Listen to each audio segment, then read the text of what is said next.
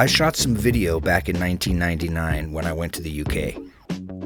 I'm going to give this footage another chance. Join me for a look back into the last century as I revisit Wales with fresh eyes and better maps. In 1999, when I learned that 500,000 people spoke Welsh, this Celtic language that sounded nothing like English, Gan bo fi'n dechrau yn yr ysgol fory, o'n i'n meddwl nelni'r mwyaf o'r diwrnod olaf ryddid sta fi, t'mod? Setlo mewn. I had to investigate. I found a 3-week course in Lampeter, located a Welsh-speaking bed and breakfast near Lampeter University, and went to Wales to learn some Welsh. Oh boy, was I in for a surprise.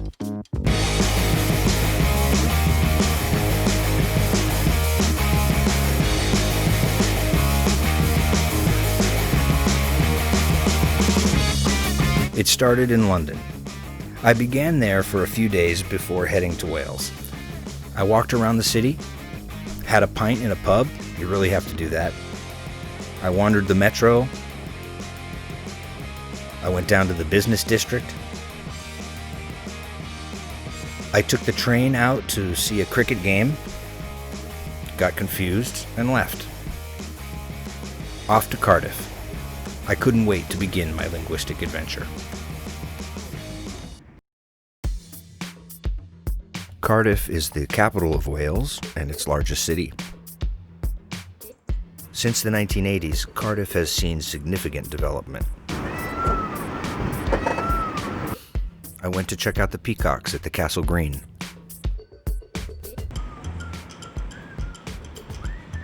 Just outside of Cardiff Market, there's a walkway where people are buried underneath. And these are the number of people who are below my feet right now. I stayed in this B&B right here, drank too much cider at this bar right here. Boy, cider really sneaks up on you. Check out that car. These are super rare and dangerous. They're building Cardiff Stadium exclusively for Gareth Bale, I imagine. After a couple of days in Cardiff decompression, acclimating to the Welsh ways, it was time to go inland and start the Welsh course. I took a bus to Lampeter and found my B&B.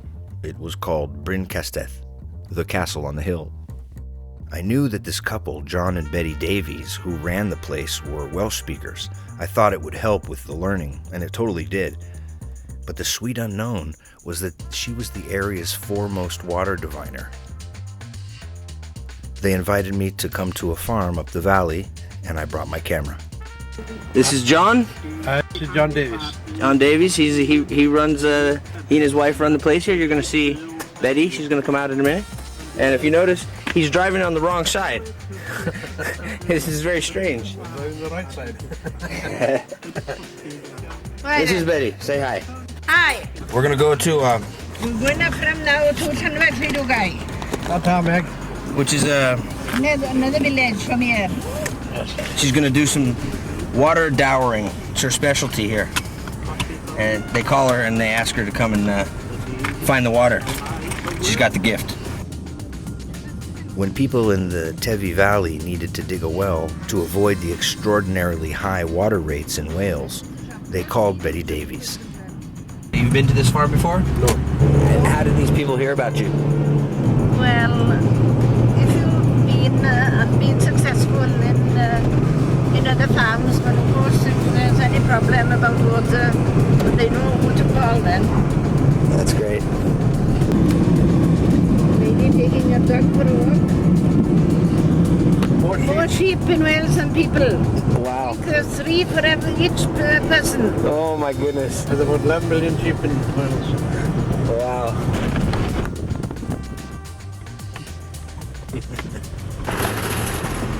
So we just got to this farm, and we're gonna follow the farmer up to the place where he needs to find water. That's apparently a pretty rough track.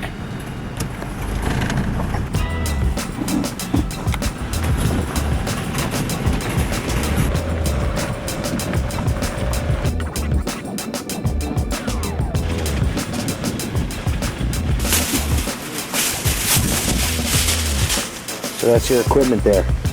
That's all I've got. That's your tools. So how did you hear about her? You heard she could find the water.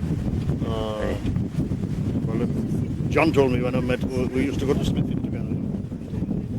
It's a feeling that goes through my hands. Right. Well, you just hold it between the small finger and the thumb, and you just pull it. There's a little tension. Well, it'll go itself. And there is water here, but you can just feel it. But it's so far down for them to dig. And you find where the source is.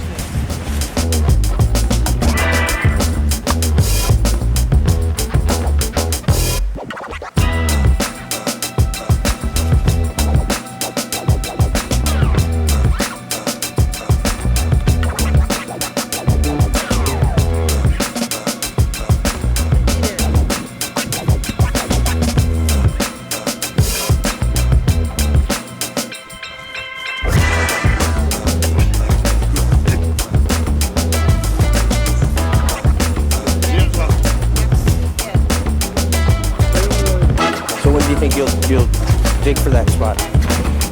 Well, next day too. The Lord gave me a gift in my hands. There were no brains. Thanks for watching. Join me for part 2 with more water divining, Welsh class, and some real characters. So let's get moving.